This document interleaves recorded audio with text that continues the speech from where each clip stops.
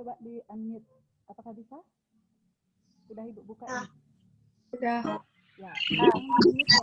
Sekarang di mute dulu semua.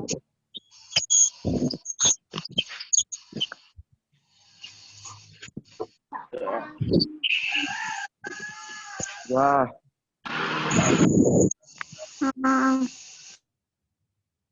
Nanti kalau mau menjawab pertanyaan Ibu atau mau bertanya, silakan angkat tangannya. Anak-anak, apa kabar hari ini? Semoga semua dalam keadaan baik ya. Semoga semua dalam keadaan sehat.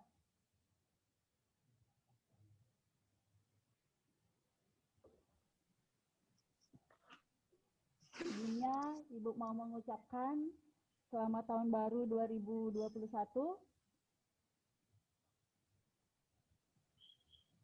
Ayo kok nggak ada yang jawab. Selamat tahun baru 2021. Selamat Ya. Ibu. Ya, semoga Selamat tahun Lelet. Tetet. Rahajang, Bu, rahajang. ya, Rahajeng. Kalau nggak komentar, silahkan di mute. Kontek. Siapa itu ya? Silahkan di mute dulu. Semoga apa doa kita di tahun 2021 itu, semoga semua berjalan lancar. Semoga apa yang kita inginkan dikabulkan. Tujuan kita di tahun 2021, doa-doa kita semua terkabulkan. Terutama pasti semua berdoa semua agar pandemi ini cepat berlalu. Padahal kita sudah merencanakan untuk melaksanakan pembelajaran secara tatap muka. Tapi 2 hari sebelum memulai pembelajaran, kita diinfokan untuk menunda pelaksanaan pembelajaran tatap muka. Ya mau tidak mau, kita lagi melaksanakan pembelajaran daring seperti semester 1 anak-anak. Tetapi walaupun pembelajaran dilakukan secara daring, anak-anak tidak boleh sedih. Tetap semangat ya. Padahal Ibu sudah senang sekali bakalan ketemu sama anak-anak kelas 1 melaksanakan pembelajaran secara tatap muka.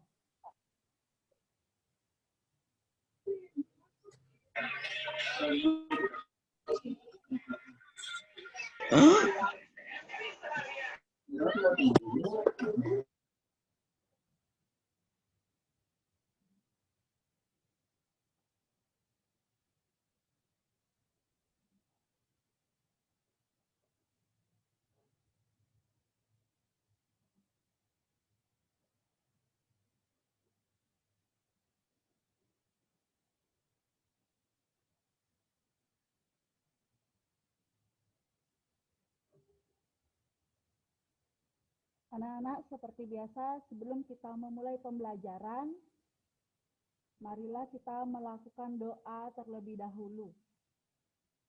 Agar apa yang kita lakukan pada hari ini berjalan lancar sesuai dengan tujuan dan harapan kita. Kita awali dengan Om Awigenamastu Namasidam, Om Sidirastu Tan Astu Swaha.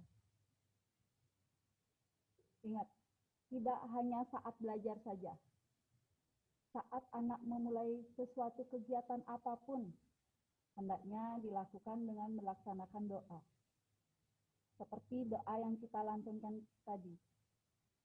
Misalnya, anak-anak mau melaksanakan ulangan. Anak-anak bisa mengucapkan doa ini terlebih dahulu. Agar apa yang anak-anak akan lakukan itu berjalan dengan lancar.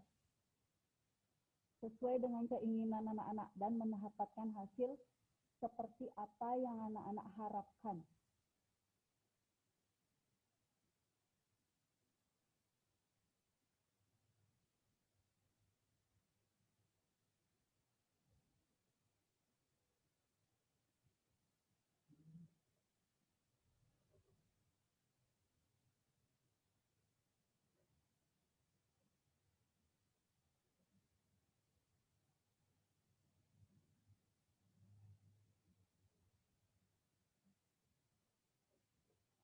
Anak-anak, siapa yang mau jawab?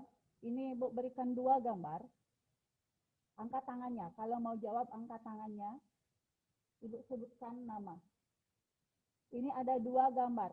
Siapa yang mau menjelaskan salah satu apa yang ada dalam gambar tersebut?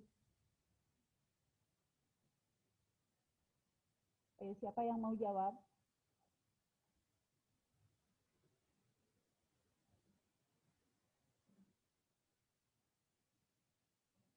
Sudah Ibu unmute ini. Siapa yang mau jawab?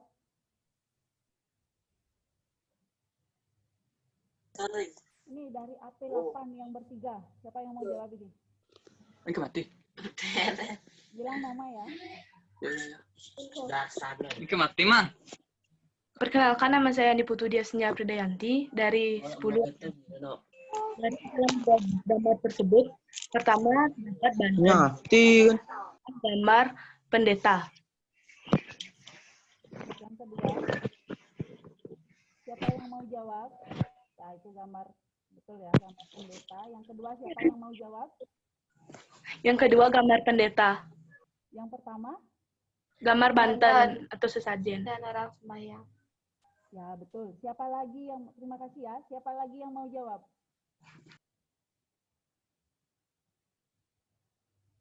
Siapa yang mau menambahkan? Angkat tangannya. Di sini yang pertama itu ada gambar ya sesajen dan ini AP9 nomor 35. Ini siapa ya? Baik, terima kasih atas waktunya. Perkenalkan, nama saya Niko Tisya, bisa dipanggil Tisya. Jadi, bisa dilihat gambar pertama merupakan masyarakat yang sedang melakukan persembahyangan. Gambar kedua sama, yaitu seorang pendeta. Terima kasih. Ya, betul ya. Di sini Ibu akan bahas yang pertama itu betul, keduanya betul, gambar sesajen dan pelaksanaan persembahyangan. Yang kedua, itu kurang tepat ya, gambar di sini itu seorang pendeta yang memberikan wejangan, yang memberikan ilmu pengetahuan. Itu juga termasuk yadnya. Berarti di sini, walaupun seseorang di sini melaksanakan yadnya, tentu dalam gambar tersebut seseorang itu mempercayai adanya Tuhan, anak-anak. Walaupun seseorang di sini bersembahyang, tapi belum tentu dia percaya dengan adanya Tuhan. Karena dalam agama Hindu ada aliran di mana aliran tersebut percaya dengan adanya Tuhan dan ada yang tidak mempercayai dengan adanya Tuhan. Walaupun dia tidak percaya dengan adanya Tuhan, tetapi dia tetap melaksanakan persembahyangan. Di gambar nomor 1. Di gambar nomor 2 itu dia juga tetap melaksanakan yajnya, yaitu dengan mempelajari kitab. Tetapi di sisi lain ada aliran yang tidak mempercayai dengan ajaran Weda. Walaupun dia percaya dengan Weda, tapi dia tidak percaya dengan dan Weda. Itulah dalam Suaranya agak kedengeran, Bu. yang kita bahas sekarang, yaitu Darsana. Suaranya agak kedengeran, Bu. Sekarang kedengaran? Ya, Bu. Suaranya, Bu. Kurang keras, Bu. Kamera, Bu. Kamera. Rasa siswa. Kedengaran? Iya, keras sedikit, Bu. Suaranya, Bu. Wih, kena, Bu. Apakah sudah kedengaran? Nggak bisa buka. Siap, Mayun. Siap, Mayun. Belum, Bu. Kedengeran, Bu. Apakah sudah? Belum, Bu. Belum. Suaranya, Bu. Belum, Bu. Ini Suaranya kecil. kan, Bu. Terlalu kecil suaranya. Mayun, Uyut, Mayun, Uyut. Coba yang lain diam dulu. Harap diam. Kurang keras, Bu. Emon, diam, Emon. Dedis diam. Beli es. Kurang keras, Bu. Apakah kedengaran? Anak-anak? Mungkin harus di-mute ya.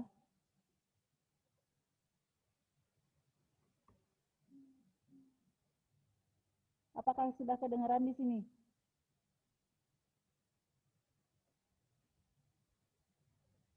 Coba satu orang saja yang jawab ya. Apakah sudah kedengaran suara Ibu? Ibu buka mute-nya. Tidak, Bu. Belum, Bu. Belum. Terlalu Belum kecil. Kurang keras lagi dikit, Bu. Belum. Belum. Emon diam. Jaka maju. Woi, nonton. Apakah sudah? Jaka Sudah maju. kedengaran? Sudah, Bu, sudah.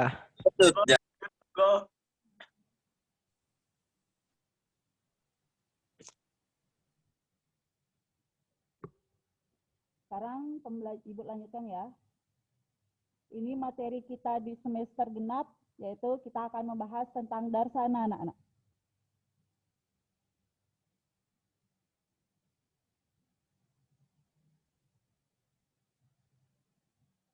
Tujuan pembelajaran kita pada semester ini itu ada dua. Yang pertama itu agar anak-anak dapat memahami apa itu ajaran darsana dalam agama Hindu. Yang kedua itu agar dapat menyajikan bagian-bagian darsana sebagai bagian ajaran filsafat Hindu. Coba yang sudah mendengar suara Ibu, angkat tangannya. Tirtayasa, coba angkat tangannya kalau sudah mendengar suara Ibu. Mendengar? Ya, betul. Berarti harus di-mute suara kalian dulu, baru bisa mendengar suara Ibu. Kita akan membahas tentang pengertian darsana, di mana darsana itu ajaran kebenaran.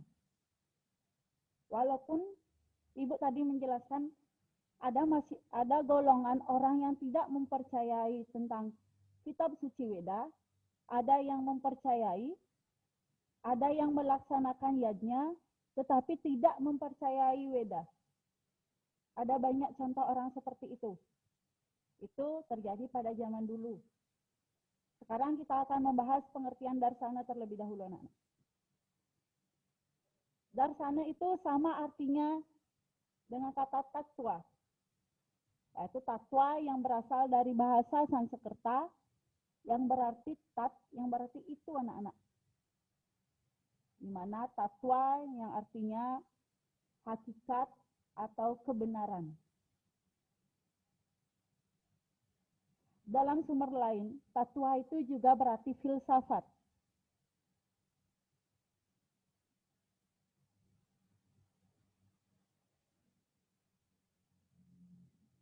Juga disebut dengan darsana.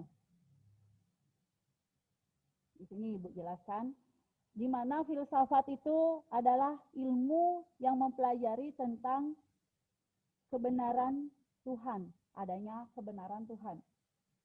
Tentang Atman, tentang kepercayaan tentang kebenaran Tuhan, Atman. Serta bagaimana proses karma pala reinkarnasi. Itu yang dipelajari dalam tatwa atau darsana anak-anak. Tentang ajaran kebenarannya. Bahwa hal tersebut itu memang benar-benar ada. Hal tersebut memang benar-benar terjadi. Itu yang dibahas dalam darsana, ajaran darsana.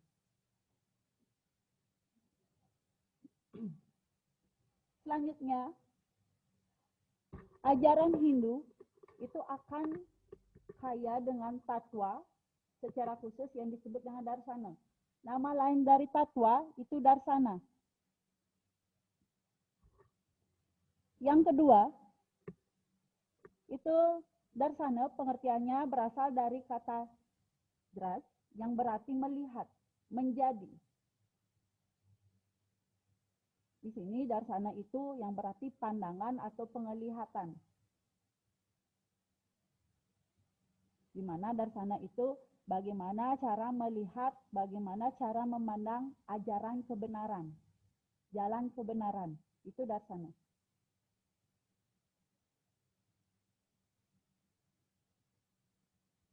Di sini darsana juga diartikan bagaimana cara mengungkapkan nilai-nilai tentang kebenaran. Bagaimana kebenaran dalam agama Hindu tentang adanya Tuhan itu Walaupun Tuhan itu tidak terlihat, tetapi memang benar-benar ada. Itu yang dipelajari dalam darsana.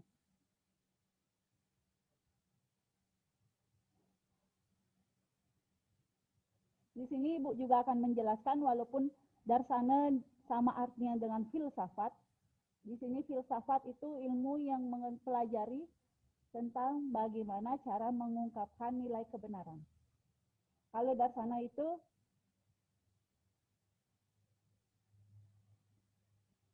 pandangan tentang kebenaran. Tadi sudah kita bahas. Kalau filsafat, cara mengungkapkan kebenaran itu. Misalnya, kalau ada aliran seseorang yang tidak percaya dengan adanya Tuhan. Misalnya, saya tidak percaya dengan adanya Tuhan karena tidak pernah melihat Tuhan. Misalnya ada seseorang yang bilang seperti itu. Makanya, di sini filsafat tersebut mengajarkan bagaimana cara menyebutkan kebenaran tersebut. Bagaimana seseorang mengungkapkan bahwa memang Tuhan itu benar-benar ada. Caranya itulah yang disebut dengan filsafat. Darsana di sini yaitu berusaha mengungkapkan kebenaran tersebut. Makanya, misalnya kalau ada orang yang tidak mempercayai dengan adanya Tuhan, misalnya ada orang yang akan berusaha mengungkapkan seperti apa kebenaran tersebut. Misalnya Tuhan itu seperti apa? Kenapa bisa percaya dengan adanya Tuhan?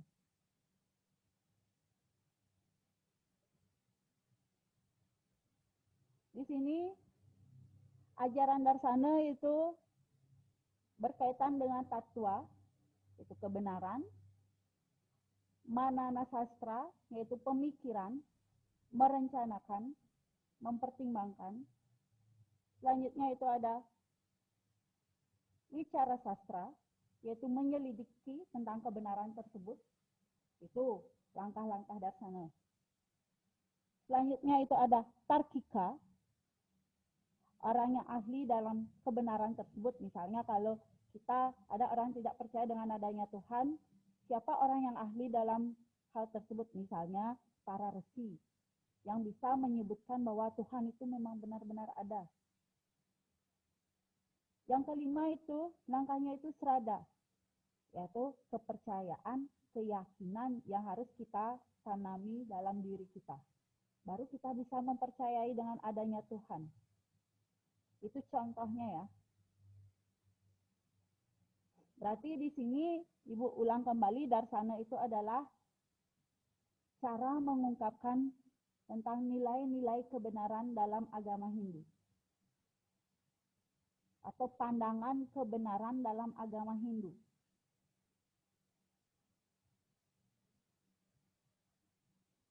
Ibu lanjutkan yang B. Itu ada bagian-bagian filsafat atau tatwa dalam agama Hindu. Kalian bisa lihat di buku paket, itu sudah ada. Secara umum, di India itu berkembang 9 aliran anak-anak. Yang disebut itu Nawa Darsana. Ini bagian-bagian dari Darsana. Yang disebut dengan Nawa Darsana.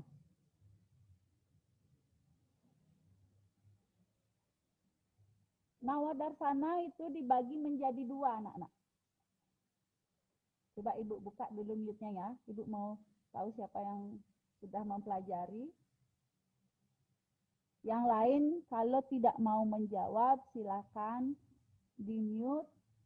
Yang mau menjawab silakan angkat tangannya biar tidak ribut, biar kedengeran suaranya Ibu.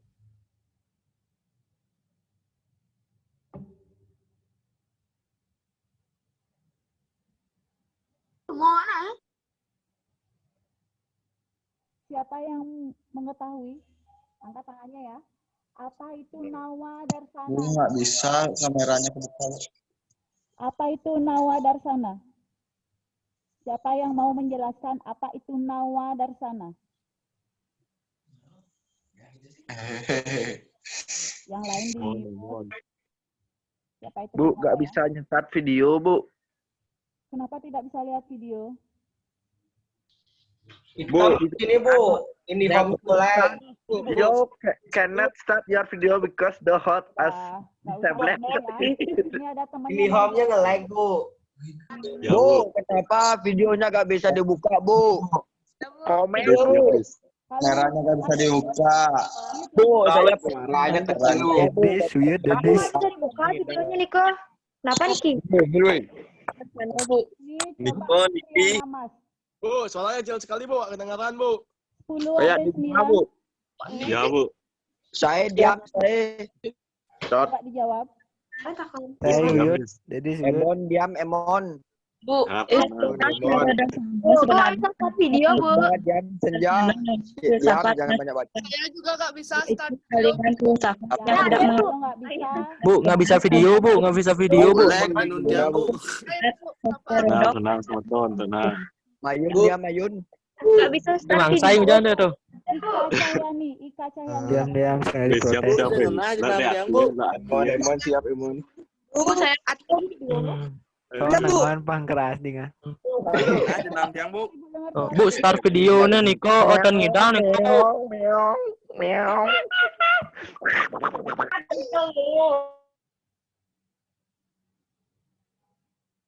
Kenapa ribut sekali ya? Temannya mau jawab jadinya nggak bisa. Kalau nggak kelihatan videonya, berarti sinyal kalian itu yang bermasalah. Sudah? Angkat tangannya saja, yang lain nggak usah komen.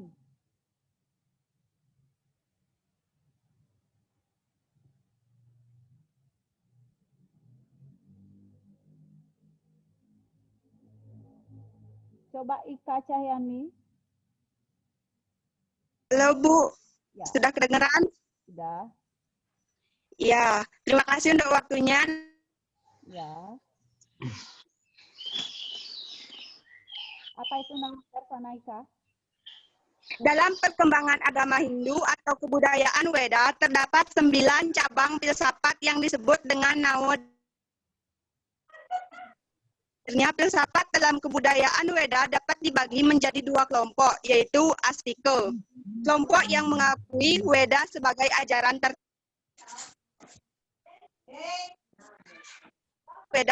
tertinggi. Terdapat 6 cabang filsafat yang mengakui Weda yang disebut dengan Saddarsana, yaitu Nyaya, Samkhya, Yoga, Vimamsa, Vaisesika, dan Vedanta. Dan 3 cabang filsafat yang menentang Weda, yaitu Jaina, Charvaka, dan Buddha. Agama Buddha. Jadi Nawadarsana itu adalah 9 cabang filsafat. Ya, Sudah terima Bu, kasih, yang Ika, ya. dibagi menjadi 2 kelompok. Ya. Terima kasih Ika. Itu bagus sekali dan sudah lengkap itu jawaban Ika. Di sini Nawadarsana Ya, Bu, itu sama-sama. ada 9 filsafat dalam agama Hindu yang dibagi menjadi 2 kan sama Ika. Yang pertama itu ada Nastika. Coba kalian lihat di buku paket sudah ada. Yang tidak bisa lihat video atau slide-nya Ibu, maksudnya bisa kalian lihat di buku yang kita bahas sekarang itu Nastika.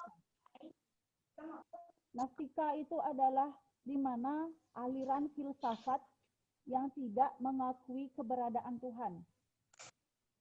Yang tidak mengakui keberadaan Weda. Atau yang disebut dengan heterodoks. Ingat, Nastika itu, Nawadarsana itu ada 9. 9 Nawadarsana itu dibagi menjadi 2. Yaitu yang pertama, kelompok Nastika yang tidak mempercayai dengan adanya keberadaan Tuhan dan tidak mengakui keberadaan Weda. Itu filsafat yang tidak mengakui disebut dengan Nastika. Nastika ini juga bersifat ateisme. Apa itu ateisme? Siapa yang mau jawab? Angkat tangannya. Ateisme. Ini AP9 nomor 33 ini siapa ya? Nika siapa?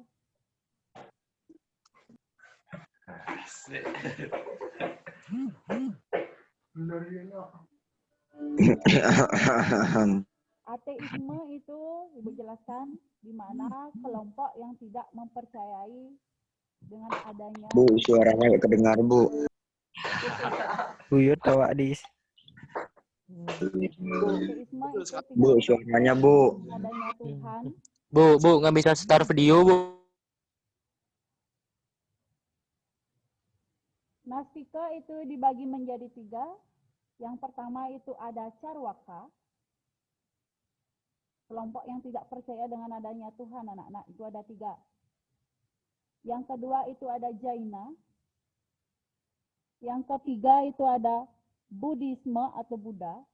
Itu 3 aliran, 3 kelompok yang tidak mempercayai adanya Weda. Dia termasuk kelompok Nastika.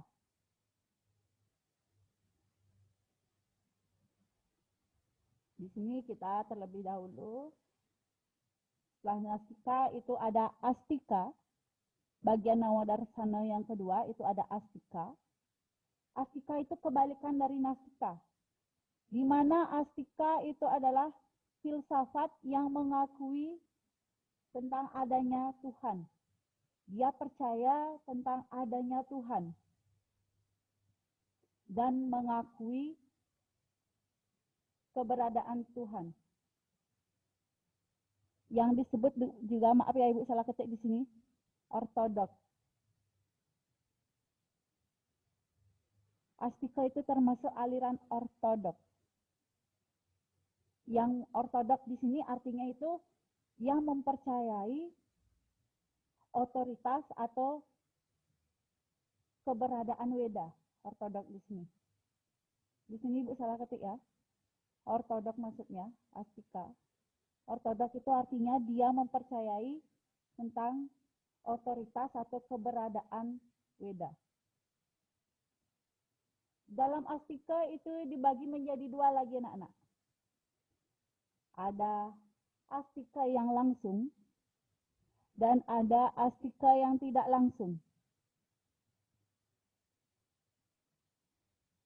Astika yang langsung itu dibagi menjadi 2, yang disebut dengan Mimamsa dan Vedanta. Dan Astika yang tidak langsung disebut dengan Samkhya, Yoga, Nyaya, dan Vaisesika.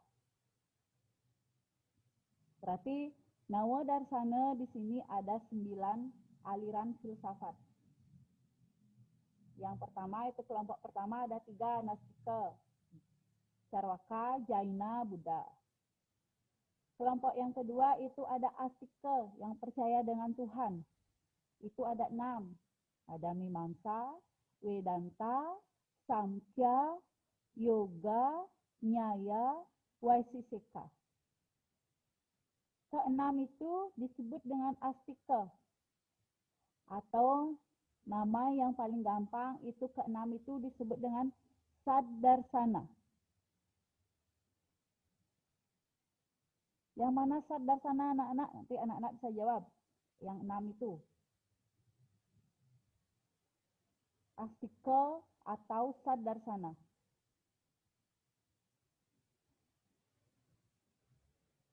Sekarang kita lebih khusus membahas tentang Nastika terlebih dahulu anak-anak. Di mana Nastika itu sudah Ibu bahas tadi yang tidak mempercayai tentang adanya Tuhan. Nastika itu dibagi menjadi 3, Carwaka, Jaina, dan Buddha. Yang pertama kita akan membahas tentang Carwaka.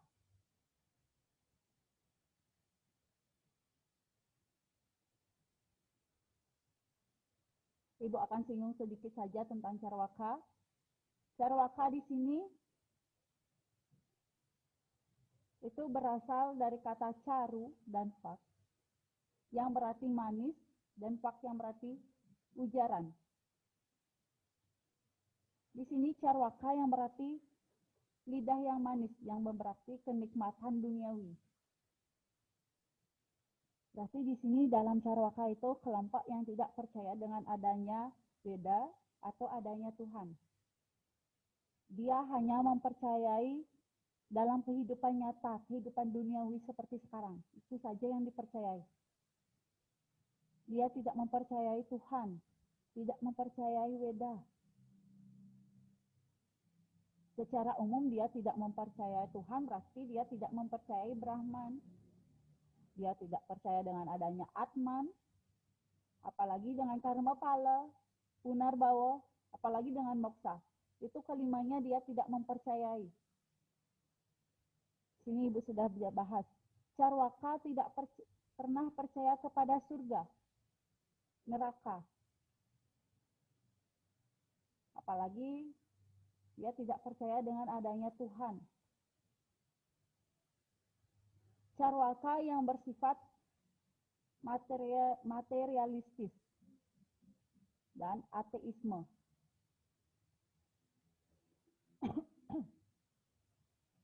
Di sini Ibu bahas sampai bagian-bagian nastika.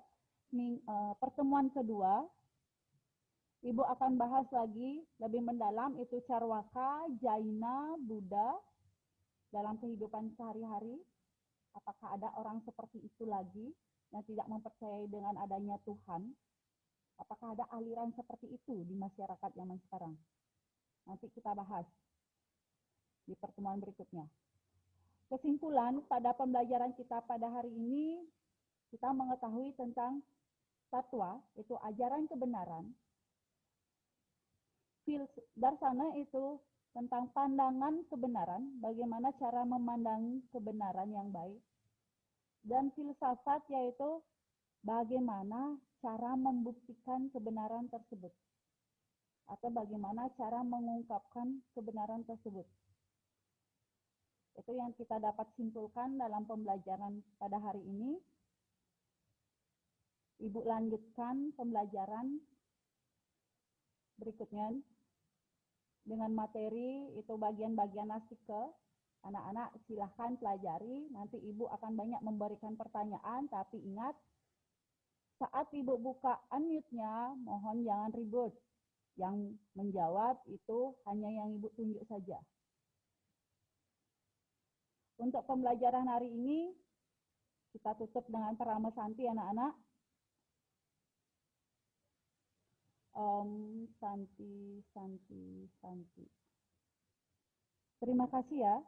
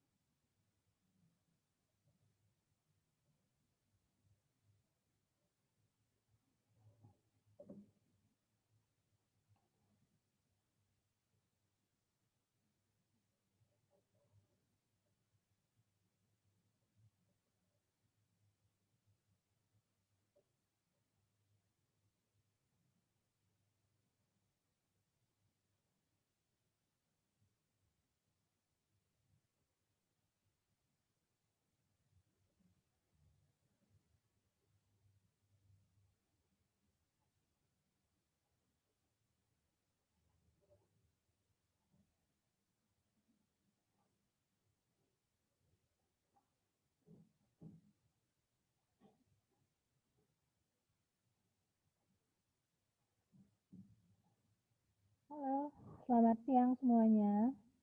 Masih semangat kan? Oke, ketemu lagi bersama Ibu Ayu di tahun yang baru. Oke, ya, Ibu mengucapkan selamat tahun baru untuk kalian semua. Semoga di tahun ini semuanya kembali normal dan membaik seperti dulu ya, agar kita bisa bertemu tatap muka, belajar di kelas. Nah, baik, sebelum kita mulai, Ibu mau ucapin tangan jali umat dulu ya. Om Swastiastu. Baik, pertemuan pertama kita kali ini, materi yang pertama yaitu tentang teks negosiasi. Mungkin sebelumnya kalian pernah dengar nggak teks negosiasi itu apa?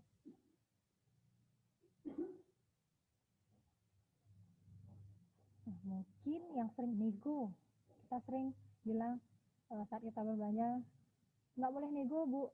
Nah gitu ya, nego atau biasanya kita sering tahu bahasanya itu adalah proses tawar-menawar. Ya, simpelnya seperti itu, tawar-menawar. Nah, jadi mungkin Ibu awali dulu ya. Nah, setiap manusia umumnya pernah melakukan tawar-menawar dengan orang lain dalam hal jual beli, pengusaha dan pihak bank maupun lainnya.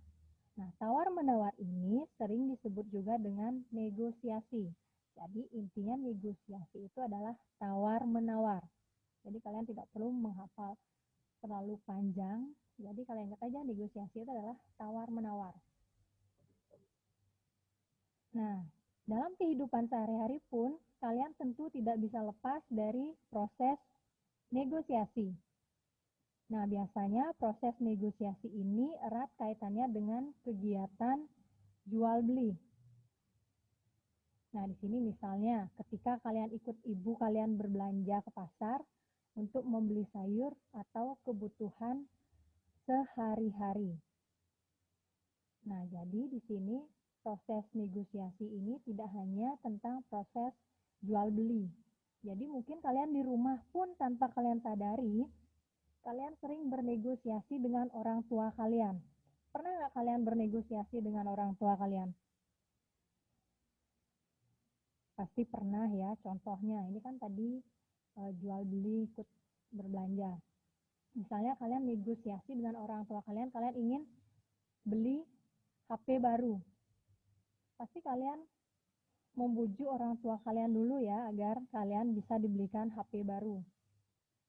Benar nggak seperti itu? Benar ya. Nah, misalnya gini, Ibu, Bapak, saya mau ganti HP, boleh nggak? Nanti pasti orang tua kalian jawab, untuk apa? HP kamu kan masih bagus, masih bisa digunakan. Nah, kalian pasti di sana mencari alasan-alasan bagaimana caranya agar kalian bisa mendapatkan apa yang kalian inginkan. Nah, itu ya contohnya negosiasi dengan keluarga atau di luar kegiatan jual beli. Nah, selanjutnya, coba kalian perhatikan ketika ibu kalian pasti ingin mendapatkan barang yang ingin dibeli dengan harga semurah mungkin saat berbelanja.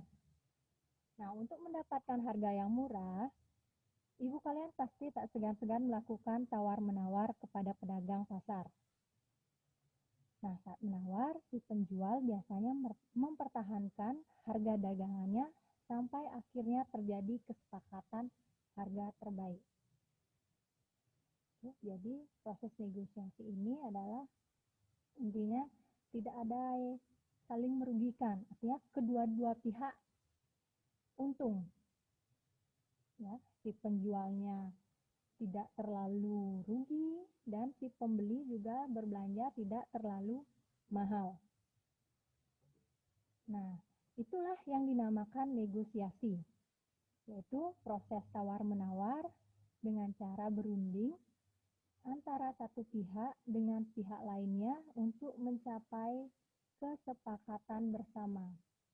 Jadi sebelum ada kata sepakat di antara negosiasi yang kalian lakukan tadi, itu berarti negosiasi yang kalian lakukan itu belum berhasil. Ya, biasanya pasti kalian juga pernah melihat saat ibu kalian berbelanja, saat tawarannya itu tidak diterima oleh si penjual, pasti ibu kalian langsung kabur kan?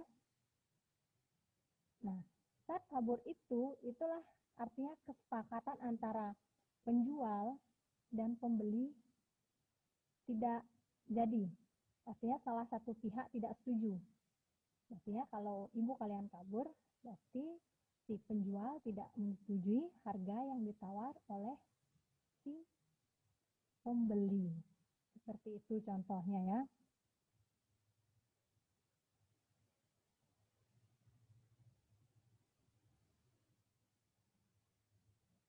Nah, dari contoh negosiasi yang Ibu katakan tadi, nah kalian tentu bisa menyimpulkan. Nah, menyimpulkan bahwa tujuan negosiasi di sini adalah untuk mencari jalan tengah dalam suatu permasalahan sehingga antara pihak yang satu dan pihak yang lainnya tidak ada yang merasa dirugikan. Oke, ini tujuannya. Tujuannya adalah untuk mencari jalan tengah dalam suatu permasalahan sehingga antara pihak yang satu dan pihak yang lainnya tidak ada yang merasa dirugikan.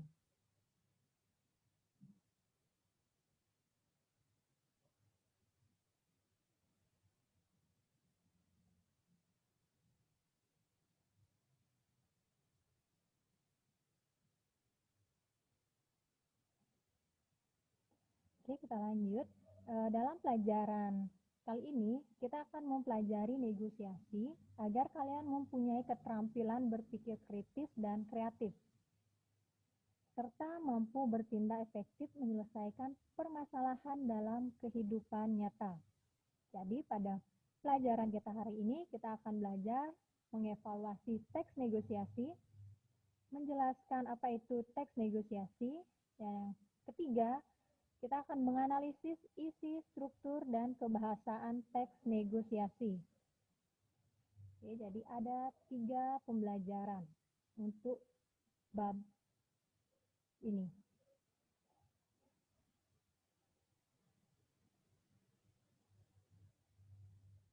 Oke, kita lanjut. Nah, di sini kita langsung ke pengertiannya dulu ya.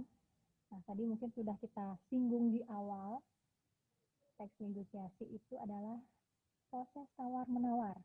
Biar gampang kalian ingat ya, itu adalah negosiasi itu adalah proses tawar-menawar. Nah, kalau di sini mungkin sedikit panjang.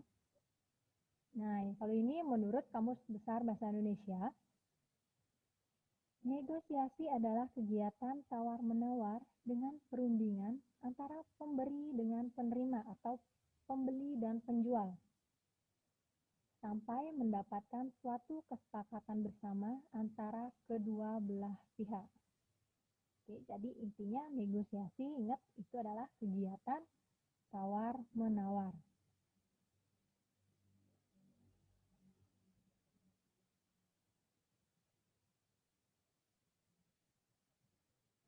Nah, lanjut. Nah, negosiasi di sini dilakukan oleh dua pihak yang memiliki suatu kepentingan agar kedua belah pihak sama-sama mencapai tujuannya, maka perlu dilakukan perundingan yang berujung pada sebuah kesepakatan.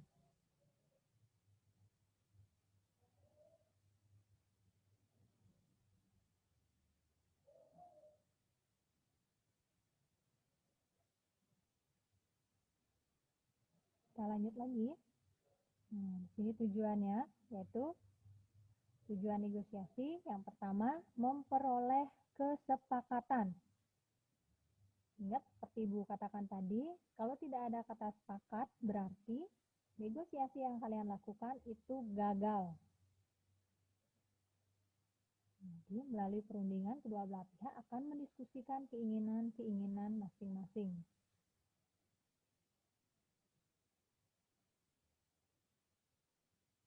Oke, itu ya tujuan yang pertama, memperoleh kesepakatan.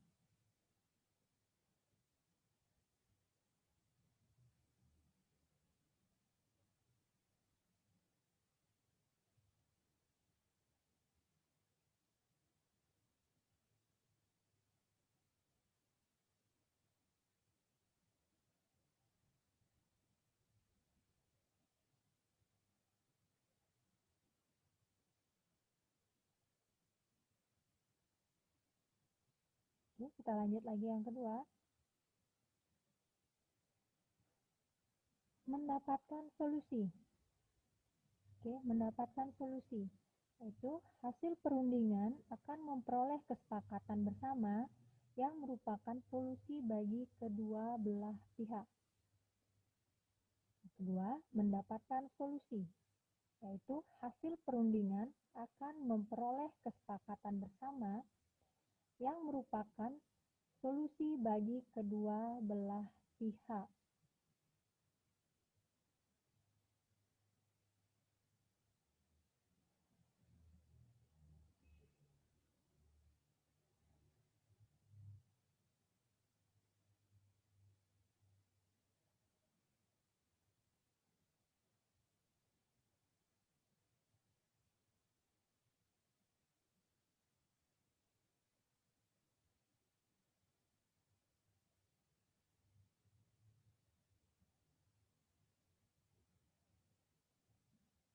Yang ketiga,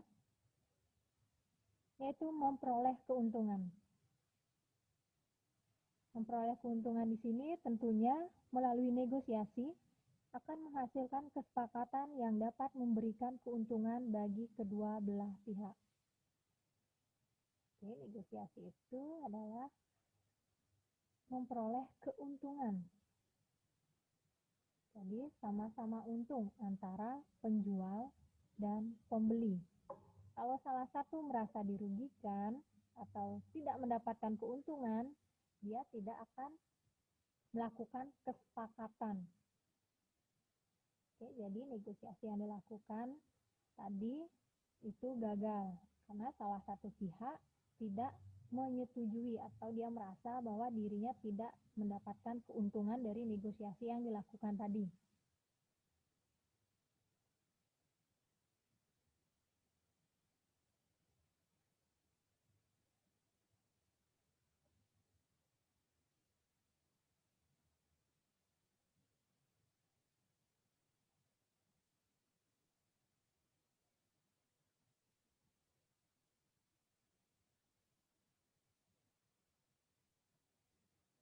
Oke, kita lanjut.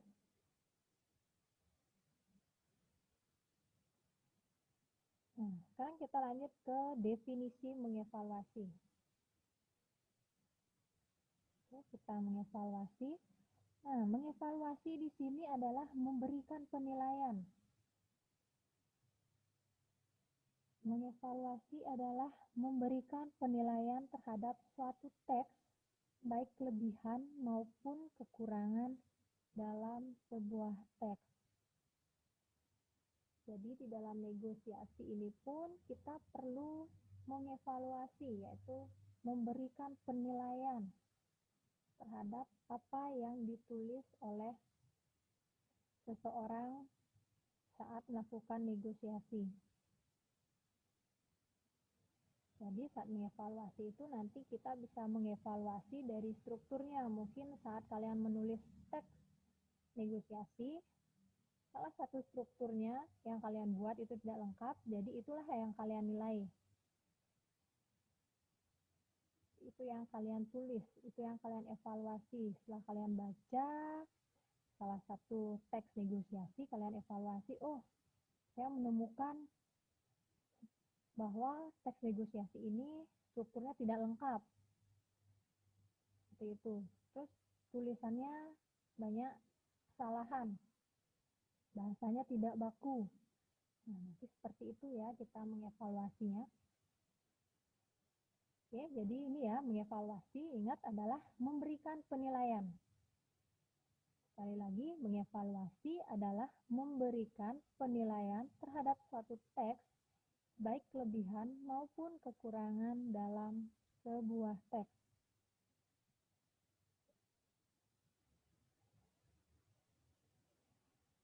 Oke, kita lanjut.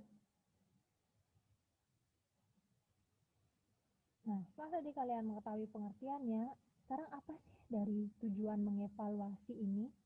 Nah, tujuannya di sini yaitu menilai kualitas. Oke, menilai kualitas sebuah teks negosiasi dari segi kelebihan dan kekurangan. Unsur yang perlu dievaluasi yaitu struktur dan kaidah kebahasaan teks.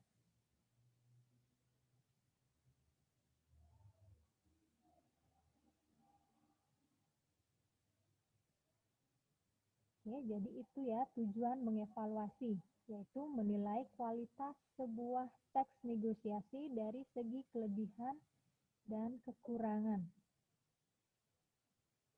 Unsur yang perlu dievaluasi yaitu struktur dan kaidah kebahasaan teks.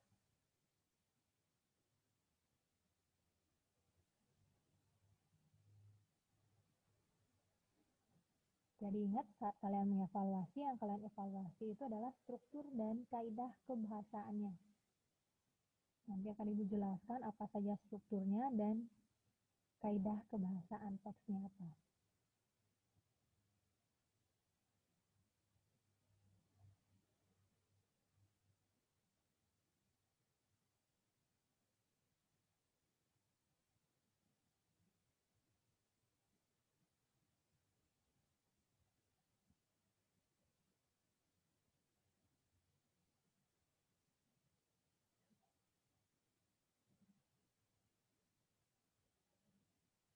Nah, baik, sekarang kita lanjut ke struktur isi teks negosiasi.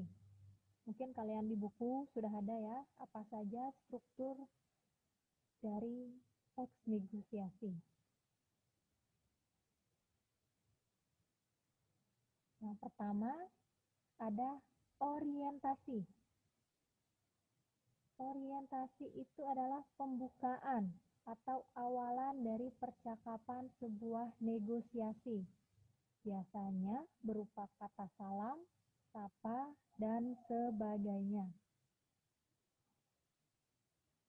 Sekali lagi, orientasi adalah pembukaan atau awalan dari percakapan sebuah negosiasi. Biasanya berupa kata salam, sapa, dan sebagainya.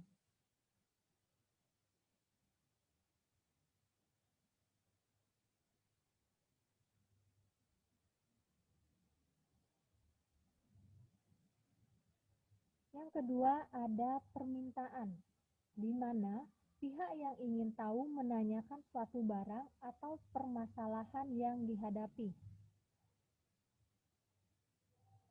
Oke, yang kedua yaitu permintaan, di mana pihak yang ingin tahu menanyakan suatu barang atau permasalahan yang dihadapi. Oke, setelah tadi menyapa, orientasinya misalnya, selamat pagi Bu. Di situ dia permintaan, menanyakan sesuatu. Ada baju kemeja putih nggak? Nah, gitu misalnya si pembeli ya. Itu menanyakan suatu barang.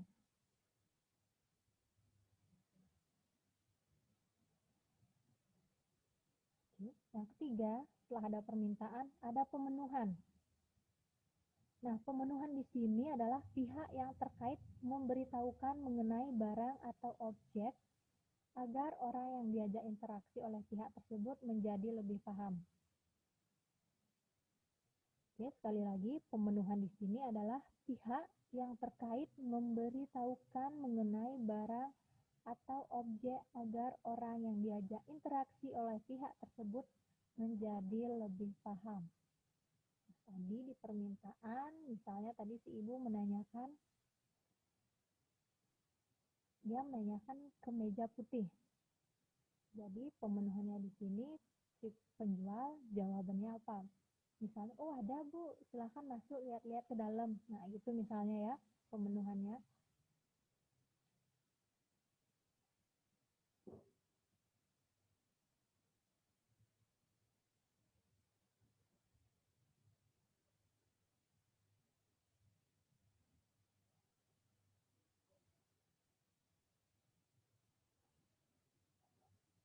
Tadi lanjut.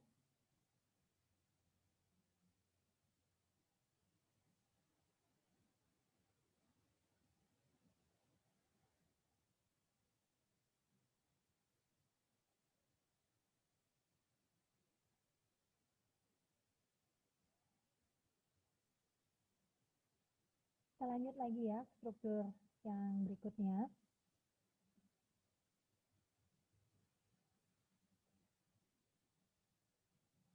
Ada penawaran. Tidak mungkin ya kita negosiasi itu tidak ada penawaran. Jadi ini poin yang terpenting yaitu penawaran. Penawaran di sini adalah suatu puncak dari negosiasi. Karena terjadi proses tawar-menawar pihak satu dengan pihak yang lain untuk mendapat sebuah kesepakatan yang menguntungkan satu sama lain.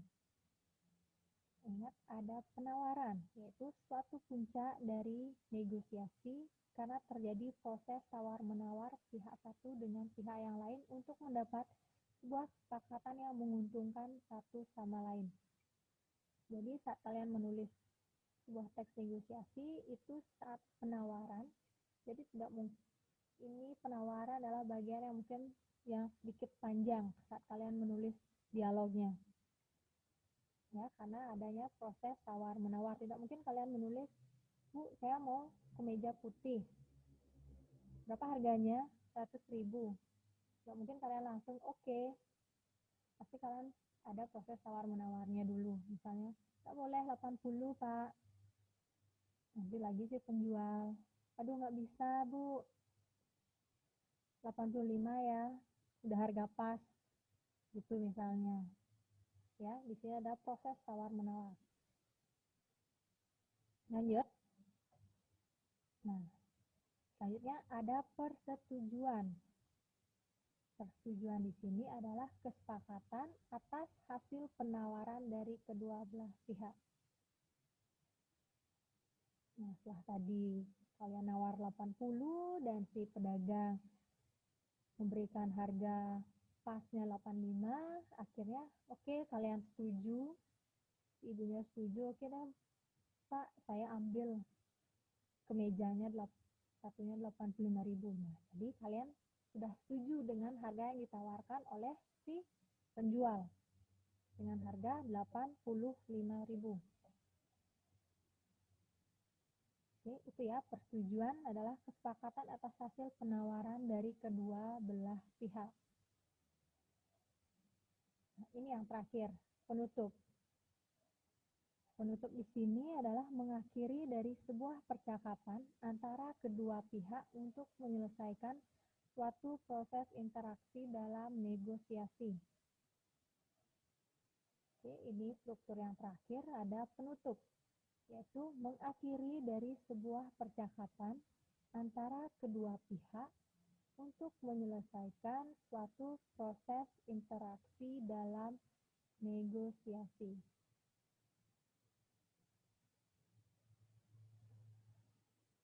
Jadi setelah kalian setuju, di sini ada penutup. Mungkin yang mengakhiri atau menutup kesepakatan ini adalah mungkin pedagang atau si pembeli dengan kata-kata mungkin terima kasih Pak, terima kasih Bu, silahkan mampir kembali ya. Nah, itu bisa dipakai penutup atau akhir dari sebuah teks negosiasi.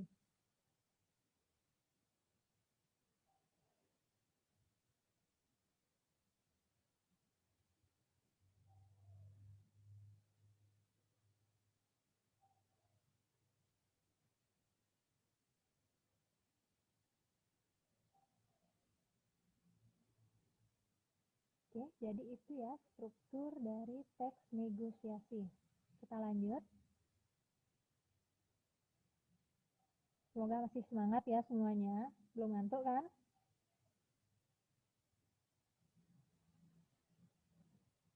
Nah, baik. Kita lanjut ke kaidah kebahasaan. Nah, dalam teks negosiasi itu ada kaidah kebahasaan yang harus kalian perhatikan. Yang pertama, di sini kaidah yang harus kalian perhatikan adalah harus menggunakan bahasa yang santun.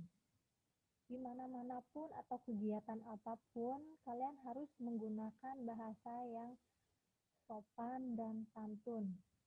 Entah itu kalian berbelanja, ngomong dengan teman, ngomong dengan orang tua, harus berbahasa yang santun. Selanjutnya, melibatkan dua pihak atau lebih. Tidak mungkin kalian negosiasi dengan diri kalian sendiri. Mungkin nggak sih kalian negosiasi dengan diri kalian sendiri? Ada yang bisa kasih contoh nggak? Nah, kalau di dalam teks mungkin melibatkan dua pihak atau lebih. Coba kita anggap kita mau negosiasi dengan diri kita sendiri. Pernah nggak kalian nego dengan diri kalian sendiri? Nggak pernah? Pernah? Ada yang bisa? Coba? Ada yang mau jawab? Atau memberikan contohnya gimana sih negosiasi dengan diri sendiri itu?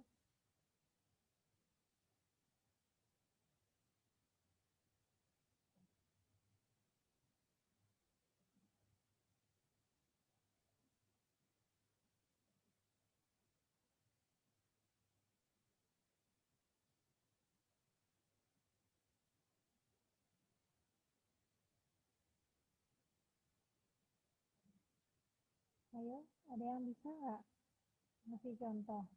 Satu aja, negosiasi dengan diri sendiri. Pasti kalian pernah, ibu pun pernah negosiasi dengan diri kita sendiri. Oke, kalau nggak ada yang mau menjawab, ibu kasih contoh ya, negosiasi dengan diri kita sendiri. Misalnya nih, kita nih cewek kan, pasti kalau mau keluar bingung, mau pakai baju apa. Yuk yang cewek-cewek, pasti pernah nih, kalian mau keluar. Kalian ada dua baju. Kalian pilih baju A atau baju B. Pasti kalian bingung sendiri kan? Saya mau keluar pakai baju dress ini ah. Yang B. Setelah dipakai yang A, aduh rasanya nggak cocok nih. Kalian taruh lagi. Lagi kalian ambil baju yang B. Ini bagus, itu kalian ngomong ya, oh ini bagus, tapi kayaknya kurang sopan deh dibawa keluar, seperti itu. Lagi kalian bingung, artinya kalian masih menawar, proses tawar menawar itu di dalam pikiran kalian dan di dalam pakai logika gitu ya. Tapi masih bingung, itu pakai yang mana ya? Akhirnya setelah kalian berpikir lama, oh kayaknya baju A lebih bagus deh. Lebih sopan, lebih rapi dipakai, kayak gitu. Akhirnya kalian menemukan sebuah kesepakatan di dalam diri, oh saya keluar nanti pakai baju A. Oke, itu ya misalnya contoh negosiasi dengan diri kalian sendiri. Jadi negosiasi itu sebenarnya tidak hanya dengan penjual dan pembeli maupun dengan orang lain. Jadi negosiasi itu sendiri bisa melibatkan antara diri kita sendiri ya. Oke, udah kita lanjut. Yang ketiga, mengandung konflik.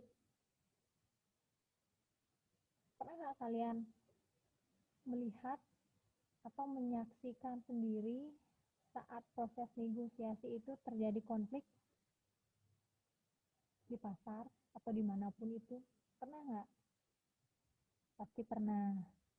Kalau kalian sering ngantar ibunya berbelanja, kadang-kadang ada si penjual marah-marah dengan si pembeli. Itu ya, misalnya di sini kaidahnya pasti mengandung konflik. Yang keempat, nah ini pasti adanya tawar-menawar, tidak mungkin tidak. Kalau tidak ada proses tawar-menawar itu bukan negosiasi namanya.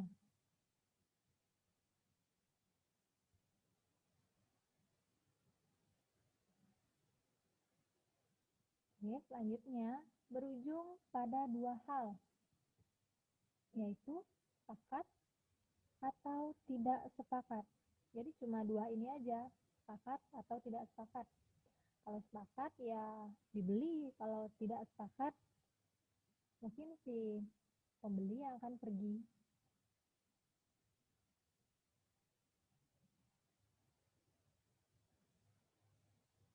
Oke, selanjutnya menyangkut suatu rencana.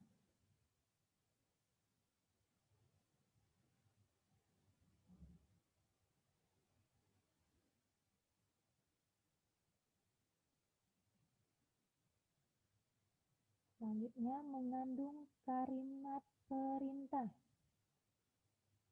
Ya, mengandung kalimat perintah. Ini pasti ada ya kalimat perintahnya. Misalnya si pembeli, Bu, tolong ambilkan saya baju yang dipatung itu ya. Nah, seperti itu.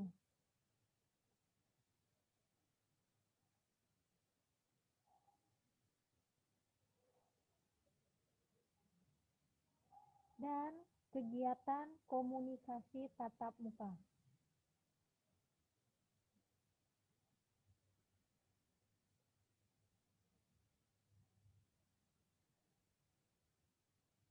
Jadi di sini ada 8 kaidah kebahasaan dalam teks negosiasi. Jadi di dalam kaidah yang terakhir di sini adalah kegiatan komunikasi tatap muka. Iya, kalau kita berbelanja ke pasar, komunikasinya pasti tatap muka. Kalau zaman sekarang itu kita bisa berbelanja secara online, benar nggak? Kita bisa negosiasi secara online sekarang. Jadi kita nggak tahu siapa penjual dan pembelinya.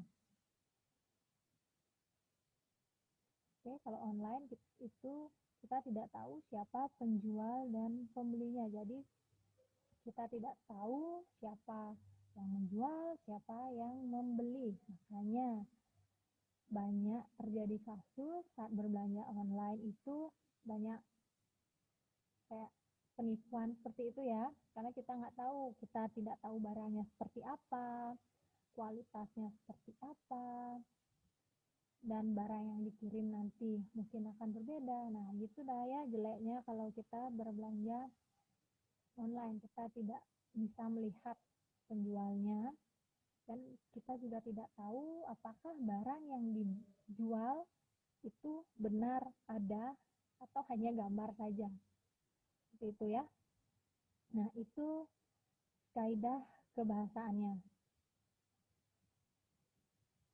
Nah, sebentar.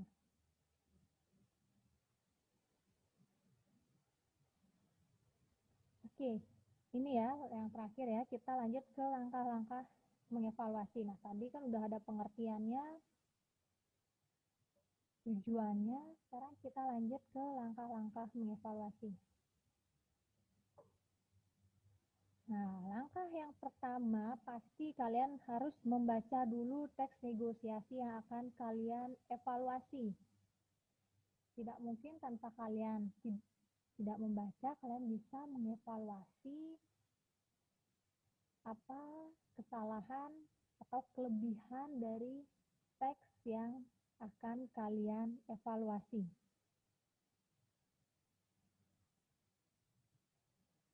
Yang kedua, menentukan struktur teks dan ciri-ciri kaidah kebahasaannya.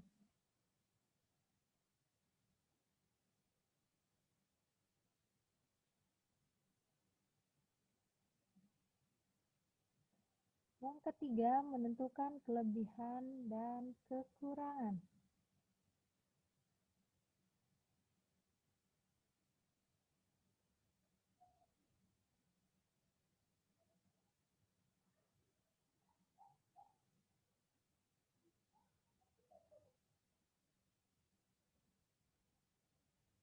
Yang keempat, mengevaluasi hasil sebuah teks.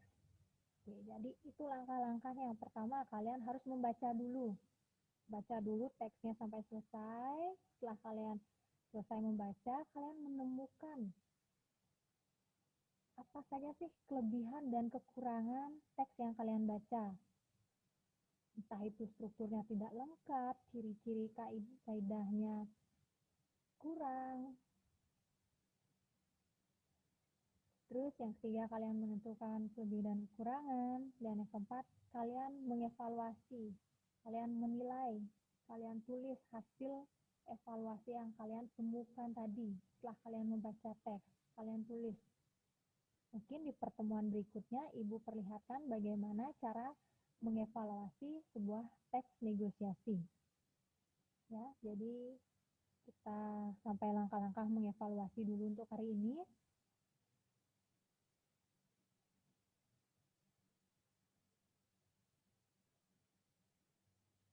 Oke, semoga kalian mengerti dan paham apa itu teks negosiasi. Ya. Oke. Jadi untuk hari ini, Ibu cukupkan materinya sampai di sini. Kita lanjutkan lagi di pertemuan berikutnya. Baik, Ibu akhiri pelajaran dengan Parama Santi. Om Santi Santi Santi Om.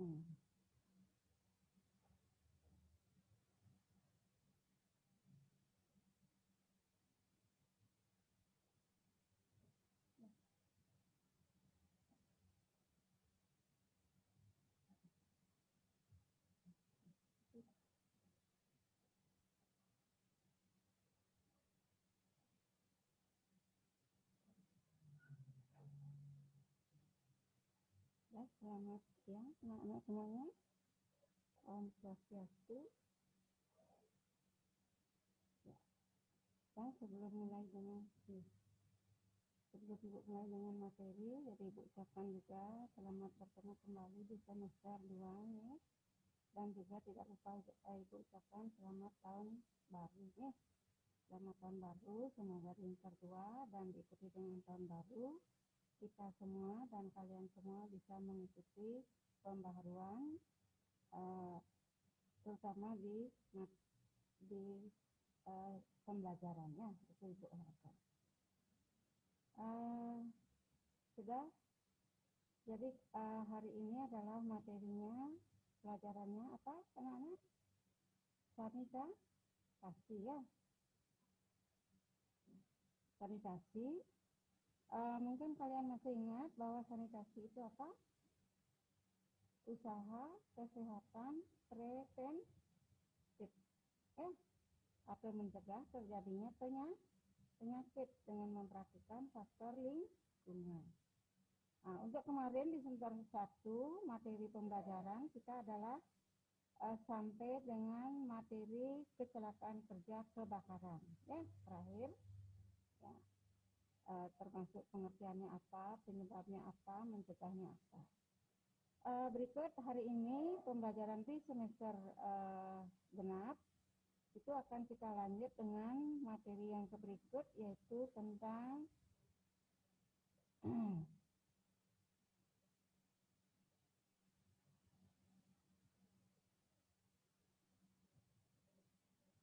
APD.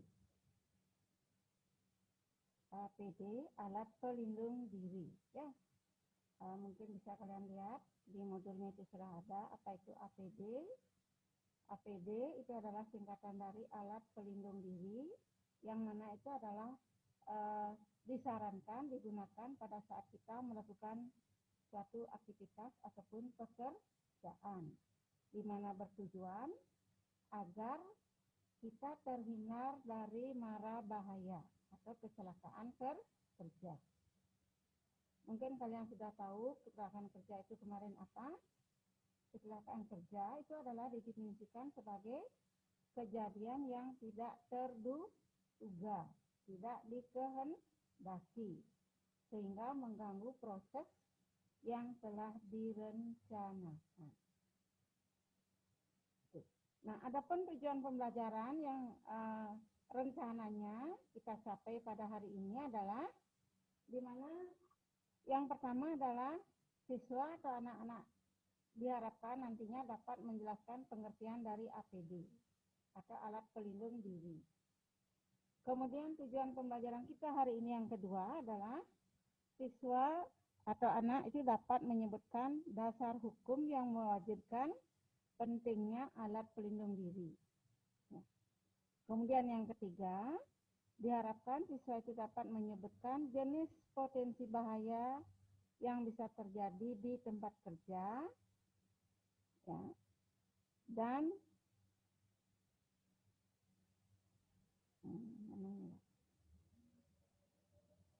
ya itu. Kemudian yang keempat, siswa dapat menyebutkan bagian-bagian badan yang perlu dilindungi saat melakukan pekerjaan. Nah, itu kalau nanti waktunya, ya, karena kiranya tadi sudah banyak diambil oleh Ibu waktunya, ya, sehingga kita punya waktu cuma 25 menit, ya. Tujuan pembelajarannya. Kemudian berarti kita bisa mulai dengan yang pertama.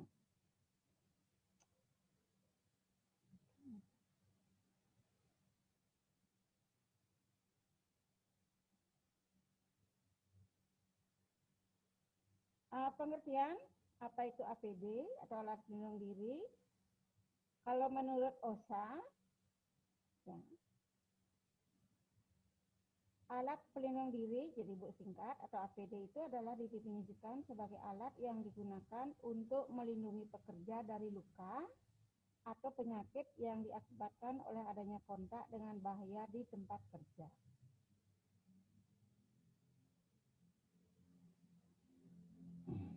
Di tempat kerja, baik yang bersifat kimia, ya, biologis, radiasi, fisik, elektrik maupun mekanik. Itu menurut OSHA, ya, pengertiannya. Kemudian dalam hierarki hazard control and pengendalian bahaya,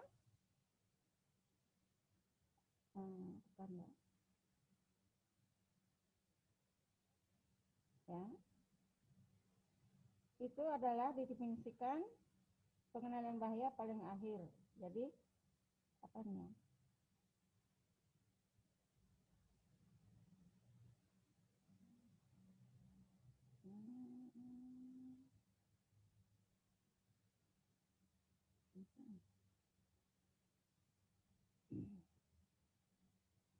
Kemudian pengertian yang kedua, dalam hierarki hazard control atau pengendalian bahaya paling akhir, artinya sebelum memutuskan untuk penggunaan APD, metode lain harus dilalui terlebih dahulu dengan melakukan upaya optimal agar bahaya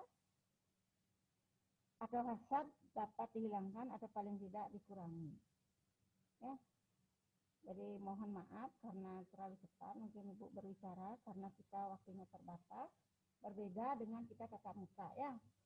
Jadi sebenarnya kemarin rencananya sudah ada rencana tatap muka bagi kita, namun karena ada surat edaran lagi, maka itu dibatalkan. Kemudian yang kedua, adapun dasar hukum yang mewajibkan pentingnya alat pelindung diri adalah itu ada Undang-Undang Nomor 1 Tahun 1970 tentang Keselamatan Kerja, pasal Jadi pasal 9 ayat 1 butir Undang-Undang Nomor 1 tahun 1970 tentang Keselamatan Kerja. Pasal 3 ayat 1 butir F. Ya. Butir F.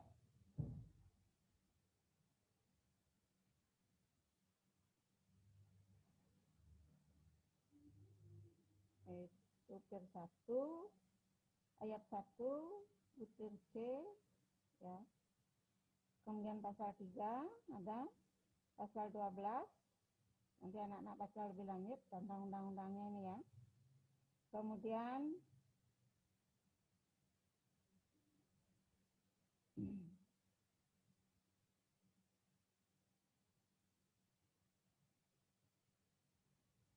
ada pasal 12. Gitu ya. Nah, kemudian setelah undang-undang yang mewajibkan penggunaan tentang APD, itu berarti kita bisa lanjut dengan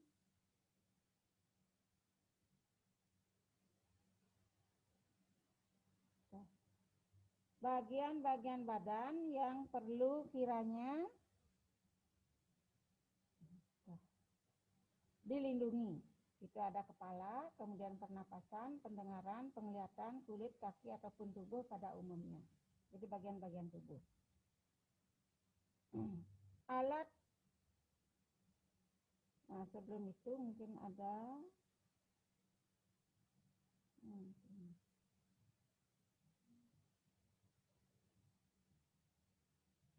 alat pelindung mata atau kacamata pengaman dan muka. Fungsi alat pelindung adalah melindungi mata dan muka dari percikan bahan-bahan korosif, kemudian kemasukan debu atau partikel-partikel yang melayang di udara, kemudian lemparan benda-benda kecil, kemudian panas dan pancaran cahaya, kemudian yang ke itu pancaran gas atau uap kimia yang dapat menyebabkan iritasi mata.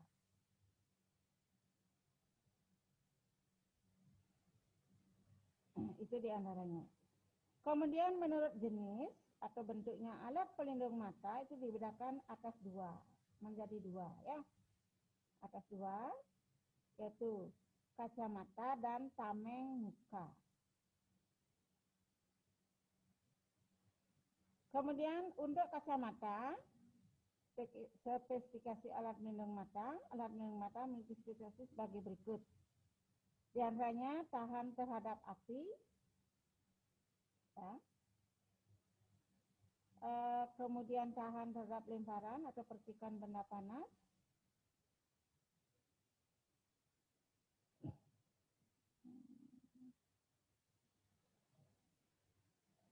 tahan api,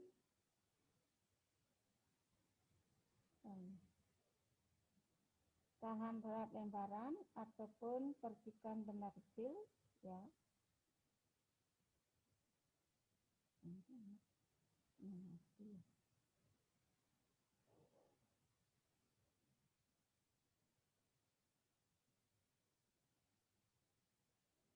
Pancaran gas atau uap kimia yang dapat menyebabkan iritasi mata, ya.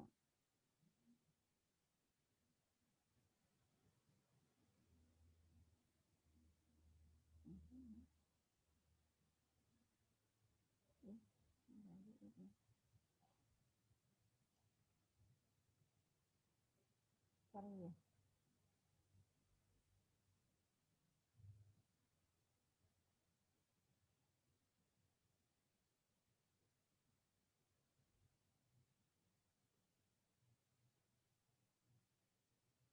Ini kan tadi sudah bagian-bagian, kemudian alat pelindung mata, kacamata sudah, jenis alat pelindung mata sudah, kacamata sudah ya.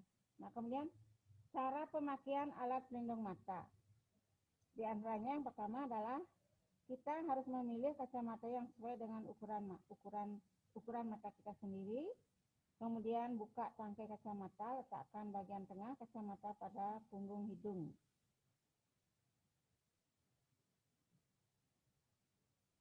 Kemudian tempelkan lensa kacamata. dengan cara mengkaitkan kacamata pada daun telinga, itu mungkin tidak asing lagi ya. Kemudian usahakan agar mata dan sekitarnya betul-betul tertutup. Ya. Jadi itu kiranya untuk materi dari awal, itu tadi ini karena mungkin tidak terlalu jelas tadi ya.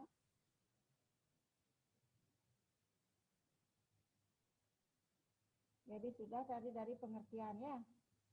Dari pengertian APD yang pertama. Itu. Ini tujuan pembelajaran. Ini pengertiannya. Jadi Ibu simpulkan. Pengertian APD itu bisa ditinjau dari OSA. Kemudian juga itu didefinisikan menurut yang lainnya. Dan dapat disimpulkan dari pengertian itu bahwa APD atau alat pelindung diri itu adalah, kira-kira siapa yang dapat ya? Sebelum Ibu menyampaikan kesimpulannya. Dari APD pengertiannya adalah sebagai suatu apa? Silakan. Ya.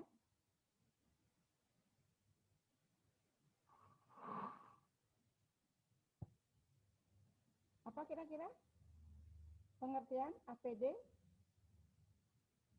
APD alat pelindung diri.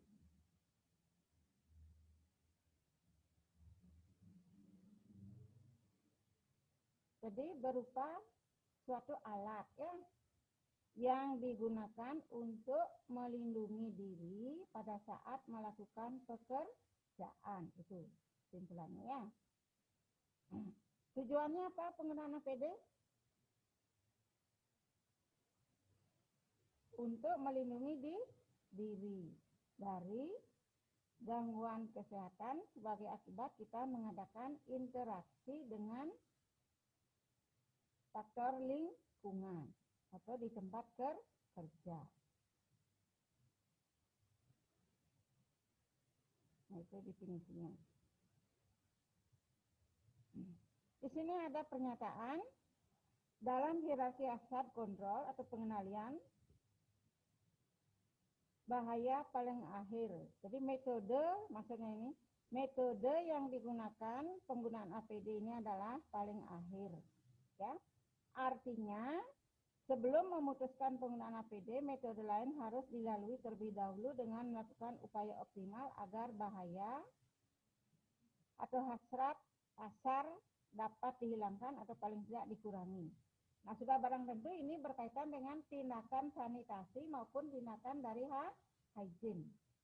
Kemarin kan kalian sudah diberikan jenis-jenis tindakan hygiene dan tindakan sanitasi. Nah, dari tindakan tersebut, baik tindakan sanitasi maupun tindakan hygiene, itu adalah metode lain yang mesti digunakan sebelum penggunaan APD.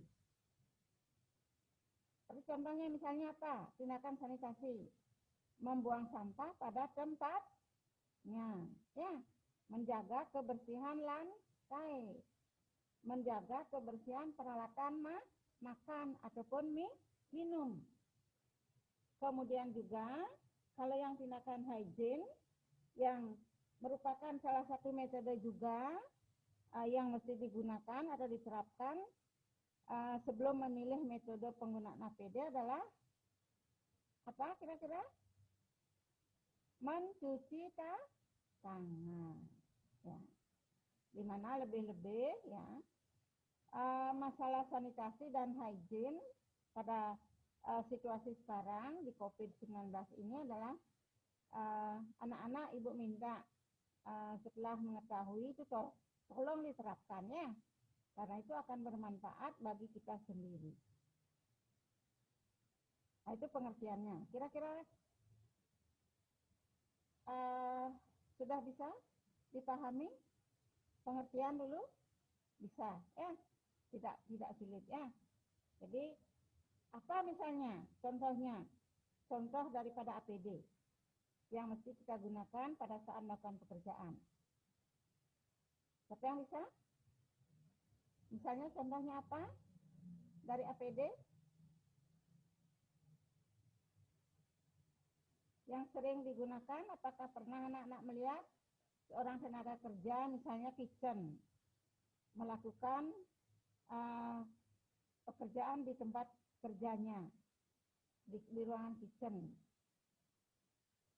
Ataupun kalau kalian AP sebagai waiter atau waitress nanti tentunya juga punya jenis APD yang mesti harus digunakan.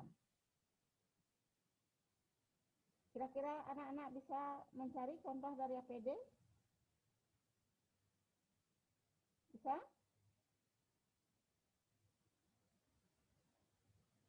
Siapa yang bisa menyebutkan? Coba.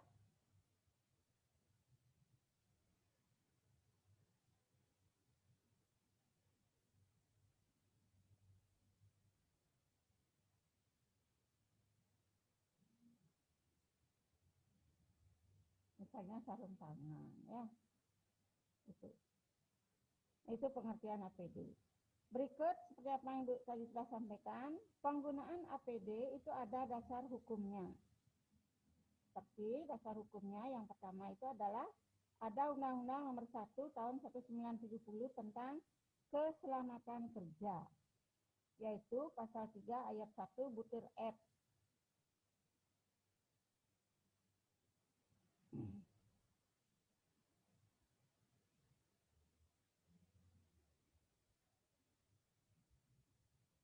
Kemudian pasal 9 ayat 1 butir C. Ya, itu pengurus diwajibkan menunjukkan dan menjelaskan pada tiap tenaga kerja baru tentang APD. Jadi sebelum mulai tenaga kerja itu mulai terjun, mulai kerja, sebaiknya atau diwajibkan, bukan sebaiknya, harus ya, wajib ditunjukkan dan dijelaskan tentang APD tersebut. Kemudian berikut ada pasal berapa sekarang? Pasal 12 butir B dengan peraturan perundang-undangan diatur kewajiban dan atau hak untuk tenaga kerja untuk memakai APD. Pasal 14 butir C, pengurus wajibkan menyediakan APD secara cuma-cuma. Jadi setiap pengusaha yang bergerak di bidang usaha itu wajib menyediakan APD secara cuma-cuma. Kemudian ada Permen Trans. Jadi nomor peraturan 01/Men/1981 tentang kewajiban melaporkan penyakit akibat kerja. Ingat anak-anak, penyakit akibat kerja itu seperti apa? Penyakit akibat kerja. Apa sama dengan penyakit kecelakaan kerja? Penyakit akibat kerja. Ya, itu. Coba Ika Cahyani, AP9.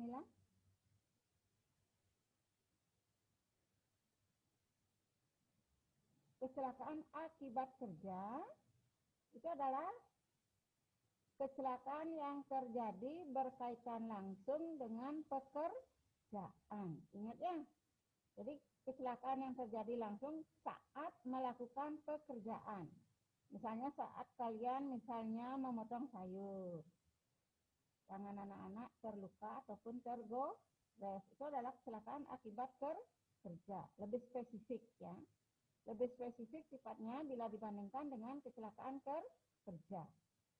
Jadi kecelakaan kerja itu lebih umum, ya, kecelakaan akibat kerja itu lebih spesifik karena dikaitkan dengan kejadian yang langsung terjadi pada saat melakukan pekerjaan. Ingat ya, kecelakaan akibat kerja.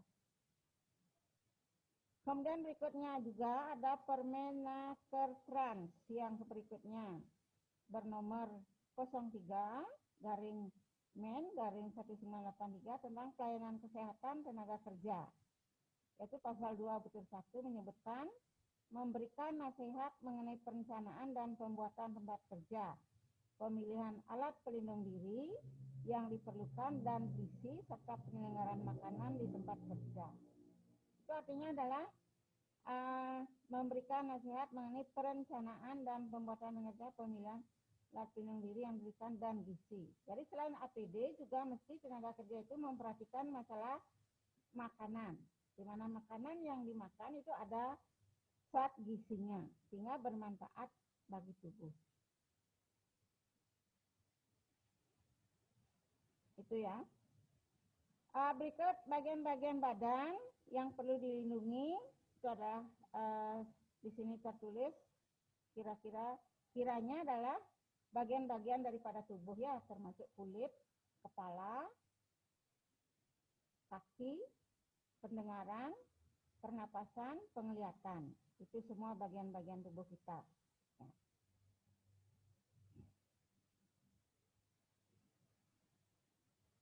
Yang pertama di sini disinggung khusus untuk mata. Jadi kacamata pengaman dan muka. Apa fungsinya tadi? Kacamata pengaman untuk APD untuk mata itu adalah melindungi mata dan muka dari percikan bahan-bahan korosif. Korosif itu artinya bahan-bahan yang berbahaya. Kemudian kemasukan debu atau partikel-partikel yang melayang di udara. Lemparan benda-benda kecil, kemudian panas dan pancaran cahaya, pancaran gas atau uap kimia yang dapat menyebabkan iritasi mata. Itu sebenarnya.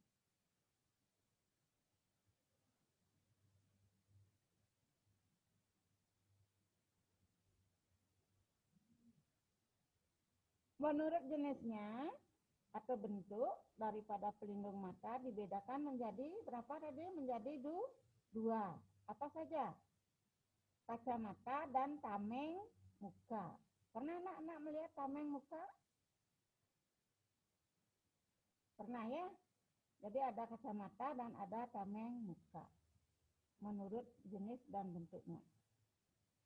Spesifikasinya alat pelindung mata dia adalah spesifikasi itu artinya sama dengan persyaratan. Ya. Persyaratan ya, daripada alat pelindung mata itu setidaknya dia itu tahan terhadap api, berarti panas. Tahan terhadap lemparan atau percikan benda kecil. Jadi dia itu karena dia akan melindungi mata, berarti diharapkan dia itu tahan terhadap lemparan atau percikan benda-benda kecil.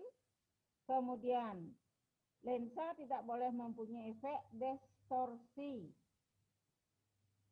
Mampu menahan radiasi gelombang elektronik pada panjang gelombang tertentu. Nah, bagaimana cara pemakaian atau penggunaan alat pelindung mata? Mungkin kalian tidak asing lagi ya bagaimana memanfaatkan atau cara menggunakan kacamata. Sudah barang tentu yang pertama memilih kacamata yang sesuai dengan ukuran. Ya. Karena jika tidak sesuai dengan ukuran berarti kita dalam bekerja atau melakukan aktivitas itu akan menjadi terganggu, tidak nyaman ya. Nah, yang kedua, mungkin kalian sudah paham, jadi buka dulu tangkai kacamata, letakkan bagian tengah kacamata pada punggung hidung. Kemudian tempelkan lensa kacamata. Nah, kaitkan kacamata pada daun telinga. Usahakan agar mata dan sekitar betul-betul tertutup. Nah, kiranya sampai di situ materinya sesuai dengan tujuan pembelajaran kita yang Ibu sampaikan hari ini. Ada 4, ya kan? Tadi adalah anak-anak dapat menjelaskan pengertian APD. Kemudian anak-anak dapat menyebutkan daripada undang-undang yang mewajibkan penggunaan APD, jenis APD, tujuan penggunaan APD. Sehingga di sini pertanyaannya yang Ibu ajukan untuk hari ini, sebutkan pengertian APD menurut OSHA. Siapa yang bisa? Menurut OSHA, apa tadi definisinya APD itu?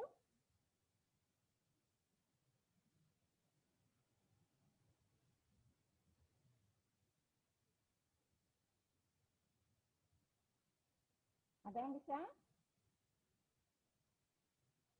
Kemudian pertanyaan yang kedua yang mesti harus anak-anak bisa jawab. Jelaskan artinya bahwa penggunaan APD merupakan metode pengendali bahaya paling akhir. Sebutkan 3 jenis potensi bahaya yang bisa terjadi di tempat kerja. Nah itu ya. Nah jika tidak, karena di sini mungkin kesulitan daripada penggunaan media, jadi mungkin anak-anak bisa jawab pertanyaan ini di rumah. Karena waktu sudah habis, jadi kita sampai 13.45. Berarti untuk hari ini kita akhiri dulu sampai di sini.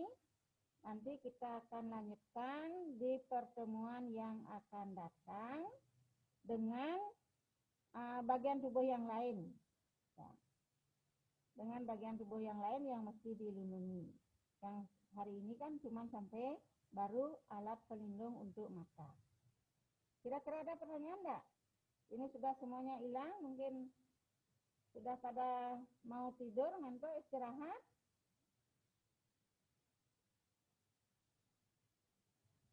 Sudah? Dan kebetulan waktu sudah pas, ya. Sudah pas waktunya, jadi kita sampai 13.45. Berarti untuk hari ini kita sudahi, kita akhiri. Kita bertemu kembali di pertemuan yang akan datang dengan materi melanjutkan daripada bagian tubuh atau jenis-jenis alat pelindung diri yang lain. Ya. Bagian tubuh yang perlu dilindungi. Tadi kan sudah jelaskan ada mata, ada telinga. Ya, sehingga ke berikutnya di pertemuan berikutnya dilanjutkan dengan mungkin telinga ataupun hidung. Ada pertanyaan? Tidak ada? Tidak ada ya? Jika tidak, berarti untuk hari ini cukup sampai di sini dulu. Kita akhiri dengan Paramo Santi. Om Santi, Santi, Santi. Sudah ya? Sudah, kalian bisa berkemas untuk beristirahat ya. Kan udah terakhir sekarang pelajarannya. Sudah ya?